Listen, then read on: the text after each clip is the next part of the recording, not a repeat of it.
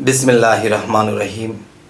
হে সমস্ত জগতবাসী, আজ আমি শামীম আলী চিশতি আপনাদের সামনে যে আলোচনাটি নিয়ে হাজির হলাম, সে আলোচনাটি অবশ্যই খেয়াল করে শোনার বিষয় এবং বোঝার বিষয়। কিন্তু আপনারা কিন্তু থাম্বনেলে পেয়েছেন যে আল্লাহ ও রাসূলকে ভালো যদি নাও বাসে, তবুও সে আল্লাহকে পাবে, তবুও সে রাসূলকে পাবে। তো এটা কেমন কথা? আল্লাহ রাসূলকে ভালোবাসবে না, আবার আল্লাহ রাসূলকে পাবে, এটা কেমন কথা?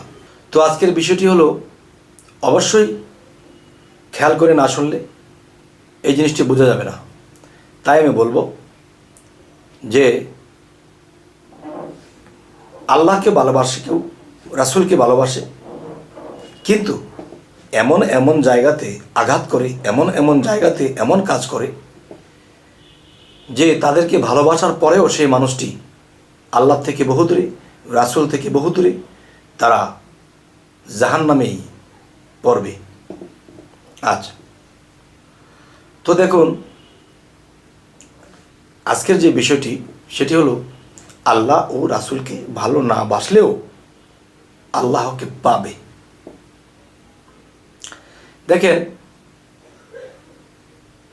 যেমন একজন পাগল ছিল, তখন মুসা নবী যখন তাকে জিজ্ঞাসা করেছিল, এই বলো দেখি, এই শুয়ের ফটো দিয়ে এই পৃথিবীটাকে আল্লাহকে দিতে পারবে, বা এই পৃথিবীটা কি শুয়ের ফটো দিয়ে যাবে? তখন সেই পাগলাটি বলেছিল যে আল্লাহকে গালমন্দ করে একটা কথা বলেছিল যে আল্লাহ এটাও পারে, আল্লাহ এটাও পারে, শুয়ের ভিতর দিয়ে সারা বিশ্ব ঢুকাইতে পারে। এখন অন্য কারো গেছে, কোনো মুন্সি মৌলবি, কোনো ইবাদতকারী, তাকে জিজ্ঞাসা করা হলো, দেখুন তো, এই শুয়ের ফটোটা দিয়ে একটা ডিম ঢুকবে? তিনি বলল কি যে এটা কি সম্ভব, এই শুয়ের ফটো দিয়ে কি ডিমটা ঢুকবে? আর সে পাগল কি বলেছে যে শুয়ের ফটো দিয়ে পৃথিবীটাই ঢুকে যাবে। কিন্তু আল্লাহকে বকাঝকাও করে, কিন্তু আল্লাহর প্রতি ঈমান আছে যে এখান দিয়ে এটা যাবে। তো আজকের আলোচনার মূল যে বিষয়টি সেটি হলো, দেখুন, যে আল্লাহর ইবাদত করেনি এমন ব্যক্তি, আল্লাহর কোনো কাজ করেনি, কিন্তু সে কি করে, যে তার মনের মধ্যে ধারণা ছিল এই সমস্ত বিশ্বজগৎ, সমস্ত সৃষ্টি জগৎ আল্লাহ সৃষ্টি করেছে এত সুন্দর করে, না জানি আল্লাহ কত সুন্দর, সুবহানাল্লাহ। কিন্তু তাকে আল্লাহর ইবাদত করতে দেখা যায় না, আল্লাহকে ডাকতে দেখা যায় না, আল্লাহকে রাসূলকে ভালোবাসতে দেখা যায় না। সে কি বলে, তার অন্তরে একটা জায়গা দিয়েছে যে আল্লাহ বিশ্বজগৎ এত সুন্দর করে সৃষ্টি করেছে, না জানি আল্লাহ কত সুন্দর। সারা জীবন ইবাদত করে যেটা পাবে, এই যে সে মনে মনে ভেবেছে, এটাই কিন্তু আল্লাহ খুশি হয়ে গেছে। আর সারা জীবন আল্লাহকে ডেকেছে, কিন্তু আল্লাহর অনেক আইন সে লঙ্ঘন করেছে, আল্লাহর অনেক আইন কানুন সে মানেনি। কিন্তু আল্লাহর কাজ করার ফাঁকে ফাঁকে, আল্লাহকে ডাকার ফাঁকে ফাঁকে সে আল্লাহর আইন তো মানেনি, বিভিন্ন পাপ কাজ করেছে, বিভিন্ন লোভনীয় কাজগুলো করেছে, খারাপ কিছু করেছে।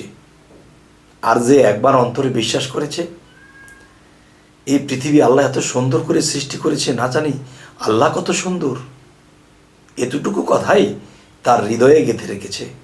আর এই কথাটাই আল্লাহ ও রাসূল শ্রবণ করেছে। আচ্ছা, তাহলে সে আল্লাহকে ডাকেনি, আল্লাহর তো ইবাদত করেনি, কিন্তু আল্লাহর কিছু কথার উপরে, আল্লাহর কিছু বিষয়ের ভিতরে সে ঈমান এনেছে এবং হৃদয়ে স্থান দিয়েছে। আর সেই হৃদয়ে আল্লাহ নিজেই বসত করে নিয়েছে। আচ্ছা, এই গেল একটা বিষয়। আরেকটা বিষয় হলো, একজন ব্যক্তি আল্লাহকে কখনো ডাকে না, রাসূলকে কখনো ডাকে না। সে শুধু বলে কি, ইয়া গাউসুল আজম, ইয়া গাউসুল আজম। আচ্ছা, আবার কি বলে যে কি আবল তাবল বলে, কেমন কেমন করে। যদি কেউ আল্লাহর ইবাদত করে তাদেরকে দেখে সে হাসে, যারা ইবাদত করতেছে তাদেরকে দেখে সে হাসে, কারণ তারা আইন পালন করছে কিন্তু আল্লাহকে মূলত ভালোবাসে না। আর যে আল্লাহকে ভালোবাসে তার অনেক আইন মানতে দেখা যায় না, নামাজ, রোজা, হজ, যাকাত কিছুই দেখা যায় না, কিন্তু বিতর্কত সে আল্লাহকে লাভ করে বসে আছে। আচ্ছা, সেই ব্যক্তিটি কি নাম জপে? ইয়া মুর্শিদ, ইয়া মুর্শিদ। সে মুর্শিদ নাম জপনা করে, কিন্তু সে রাসূল নামও জপে না। রাসূল নামের উপরে প্রেমও নেই, আল্লাহ নামের উপরে কোনো প্রেম নেই। মুর্শিদ মুর্শিদ ডাকে, কিন্তু আল্লাহ রাসূল বলে ডাকে না। তাহলে একে আল্লাহ কি পার করবে? একে আল্লাহ কি ভালোবাসবে? আল্লাহ কি তাকে ভালো স্থানে নেবে? আচ্ছা, তাহলে সে মুর্শিদ মুর্শিদ করে, কিন্তু সে আল্লাহ রাসূলকে ডাকে না। আচ্ছা, তো এখন যে কথাটি বলতে চাচ্ছি সেটা হলো, দেখুন, যে আল্লাহ ও রাসূলকে যদি কেউ নাও ডাকে আর মুর্শিদের প্রতি পূর্ণ প্রেম রাখে, তাওহীদেরই মুর্শিদ আমার মুহাম্মদের নাম, যদি মুর্শিদকেই ডাকে তবুও সে পার হয়ে যাবে। সেটি কেমন? যেমন আল্লাহ বলেছে, হে রাসূল আপনার হাতই আমার হাত। তাহলে আল্লাহ কি বলেছে? হে রাসূল আপনার হাতই আমার হাত। রাসূল, তাহলে রাসূলের স্রোত কার? রাসূলের অল বডি কার? আল্লাহ যদি বলে রাসূলের হাত আল্লাহর, তাহলে রাসূলের সর্বাঙ্গ কার? রাসূলের জবান কার? রাসূলের চক্ষু, নাক, মুখ কার? সেটিও কিন্তু আল্লাহর। তাহলে আমি বলবো যে রাসূল বলে গেছে কি, আমাকে দিয়ে নবুয়ত খতম, নবী আর আসবে না। তোমরা যদি একজন কামেল মুর্শিদের কাছে যাও, কামেল ওলিয়া উলিয়ার কাছে যাও, তাহলে সেই কামেল উলিয়া আউলিয়া পীর মুর্শিদের হাত আমি রাসূলের হাত, আর আমি রাসূলের হাত আল্লাহর হাত। আচ্ছা, এখন সেই মুর্শিদকে যদি কেউ ভালোবাসে, রাসূলকে ভালোবাসা হয়ে যায়, আর রাসূলকে ভালোবাসলে আল্লাহকে ভালোবাসা হয়ে যায়। তাহলে রাসূলের স্রোত কার? রাসূলের হাত কার? আল্লাহ। তাহলে মুর্শিদের স্রোত কার? মুর্শিদের হাত কার? এটাও আল্লাহর। তাহলে কেউ যদি আল্লাহ নাম নাও জিকির করে, রাসূল নাম নাও জপনা করে, ভালো নাও বাসে, আর যদি মুর্শিদকে ভালোবাসে, তাহলে মুর্শিদকে ভালোবাসলে রাসূলকে ভালোবাসা হয়, আর রাসূলকে ভালোবাসলে আল্লাহকে ভালোবাসা হয়। মুর্শিদকে আঘাত করলে রাসূলকে আঘাত করা হয়, আর রাসূলকে আঘাত করলে আল্লাহকে আঘাত করা হয়। তাই বলা হয়েছে, তাওহীদের মুর্শিদ আমার মুহাম্মদের নাম। তাহলে মুর্শিদ মুহাম্মদ সাল্লাল্লাহু আলাইহি সাল্লাম আরেক নাম, আর সেই নামটি পীর আউলিয়াদের মধ্যে এসে গেছে, যারা নিজেকে পবিত্র করে করেছে সফল কাম। আল্লাহ কিন্তু কোরআনে এই কথাটি বলেছে যে নিজেকে পবিত্র করলো সেই সফল কাম। যদি হয় সফল কাম, রাস্তাঘাটে যত জাম সব ঠিক হয়ে যাবে, ছেড়ে দেবে। যাই হোক, আজকের আলোচনাটি আপনাদেরকে কি বোঝাতে চাইলাম? আজকের আলোচনা এটাই বোঝাতে চাইলাম যে 1450 বছর আগে হযরত মুহাম্মদ সাল্লাল্লাহু আলাইহি সাল্লাম ছিলেন। তাকে দেখতে কেমন ছিল, তার রূপ স্রোত কিরকম আমি জানি না। স্বপ্নযোগে যদি কেউ এসে বলে যে আমি সেই মুহাম্মদ রাসূল, আমি সেই আল্লাহর প্রেরিত রাসূল, তখন আমি রাসূলকে বাস্তব কখনো দেখিনি।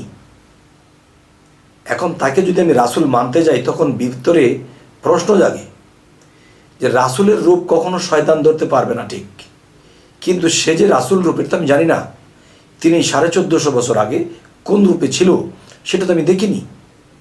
আচ্ছা, দেখেছি কি? তাওহীদেরই মুর্শিদ আমার, যিনি আমার মুর্শিদ, তাকে আমি দেখেছি।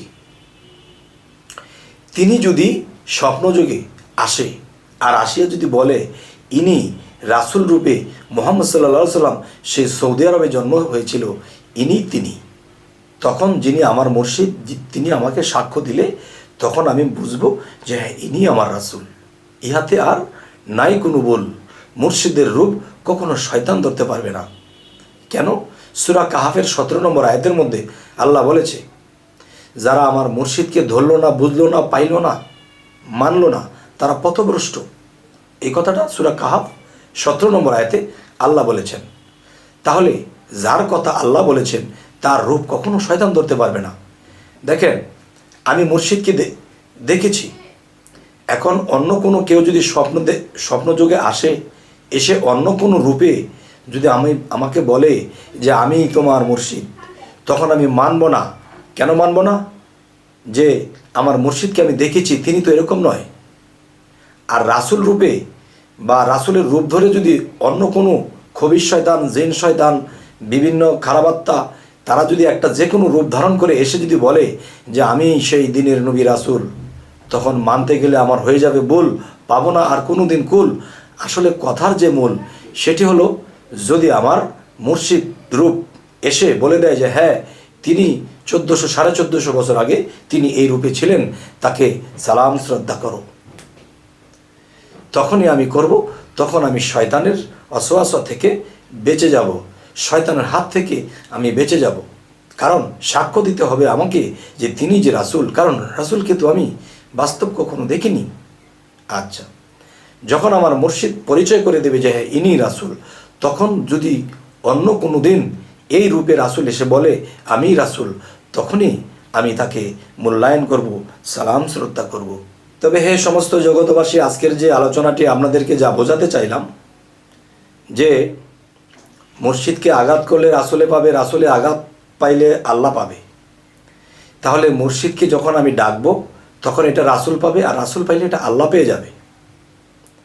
যেমন আরও একটি প্রমাণ রয়ে গেছে যে হযরত মুহাম্মদ সাল্লাল্লাহু আলাইহি সাল্লাম যখন আবু হুরায়রার বাড়িতে গিয়েছিলেন, আবু হুরায়রার বাড়িতে যখন গেলেন তখন তিনি ইবাদত করতে করতে করতে করতে হাত পা সমস্ত কিছু দাগ পড়ে গেছে, মানুষের একটা ডাইস হয়ে গেছে। তখন এই দৃশ্য দেখে নবীজি কত খুশি হয়ে গেছে। তখন আবু হুরায়রা বলল যে হুজুর আপনি একটু দাঁড়ান, আপনার জন্য একটু শরবত করে নিয়ে আসি। তখন শরবত আনতে গেছে আর এই দৃশ্য দেখে আর আল্লাহকে বলছে, আর নবীজি কত খুশি যে হে আল্লাহ, আমার আবু হুরায়রা এত ইবাদত করেছে, এত সেজদা করেছে যে এই পাথরটাকে হার মানিয়ে দিয়েছে।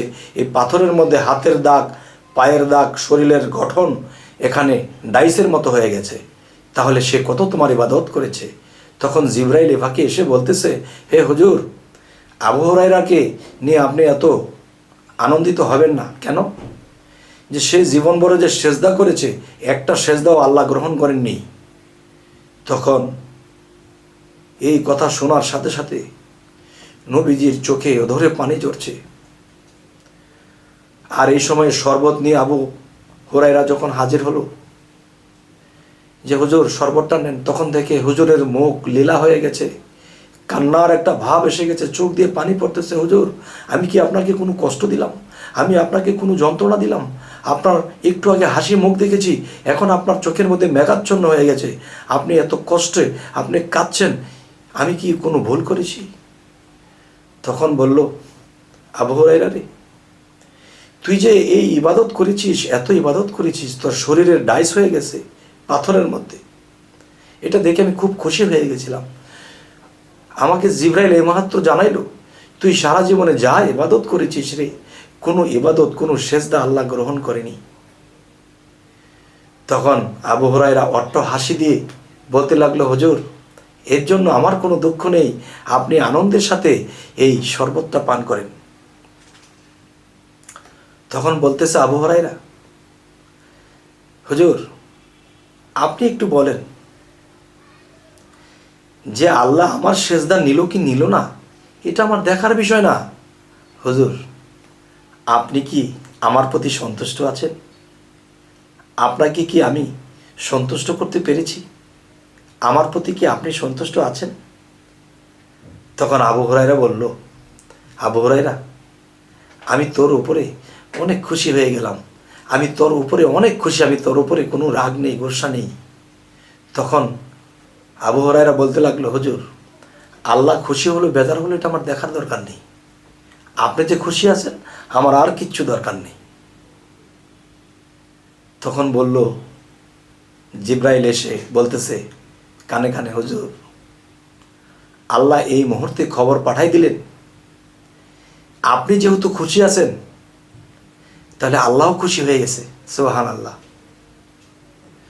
তখন আবার অট্টহাসি দিয়েছে হযরত মুহাম্মদ সাল্লাল্লাহু আলাইহি সাল্লাম, হে আবু হুরায়রা, তোমাকে আল্লাহ পরীক্ষা করেছিল, তুমি পরীক্ষায় পাশ করেছো। তুমি যখন বলেছো যে আমি খুশি আছি কিনা, আর আমি যখন বলেছি আমি খুশি আছি, তখন আল্লাহ খুশি হয়ে গেছে। হে জগতবাসী, আল্লাহকে যতই সাজদা করি, যতই ইবাদত করি, কাজ হবে না যতক্ষণ পর্যন্ত রাসূল সন্তুষ্ট না হবে, আর যতক্ষণ পর্যন্ত বেলায়েতের যুগে তার মুর্শিদ খুশি না হবে, ততক্ষণ পর্যন্ত বিফল জিন্দিগি, বিফল ইবাদত। কারণ মুর্শিদ কি? এই মুর্শিদ বিষয়টা কি?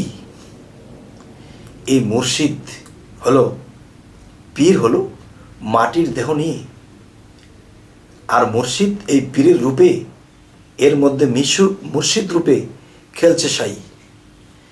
মুর্শিদ যখন খুশি হয়ে যায়, রাসূল খুশি হয়ে যায়, রাসূল যখন খুশি হয় তো আল্লাহ খুশি হয়ে যায়। তাই আমি বলবো, হে সমস্ত জগতবাসী, যে আমরা আল্লাহর হাত, রাসূলের হাত এবং মুর্শিদের হাত, এই তিনটা হাত যখন একাত্র করে আমরা মানতে শুরু করব, তখনই আমাদের এই মানব জীবনটা ধন্য হয়ে যাবে।